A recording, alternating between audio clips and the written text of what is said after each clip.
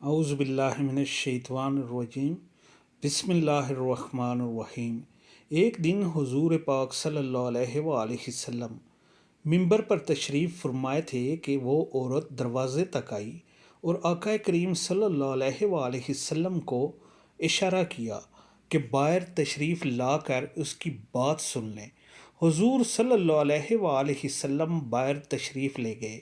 بہت تیز دھوپ تھی، عرب کا موسم تھا اور اس عورت کا عقلی توازن بھی ٹھیک نہیں تھا، مگر آقا صلی اللہ علیہ وآلہ وسلم دھیان سے اس وقت تک اس کی بات سنتے رہے جب تک کہ وہ خود نہیں تھک گئی۔ صحابہ کرام جو کہ یہ سب دیکھ رہے تھے اور ان کو یہ بات ناگوار گزری اور حضرت عمر رضی اللہ تعالیٰ عنہ آپ سے مخاطب ہوئے اور فرمایا، حضور صلی اللہ علیہ وآلہ وسلم، یہ عورت پاگل ہے، اس کو دیکھ کر لوگ راستہ بدل لیتے ہیں۔ آپ کا وقت قیمتی ہے، بدن نازک ہے اور نبوت کی گہری ذمہ داری آپ پر عائد ہے، آپ ایسی عورتوں کی بات نہ سنا کریں۔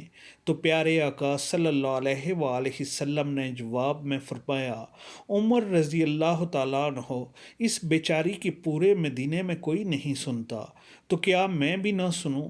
اللہ ہم سب کا حامی اور ناصر ہو، آمین۔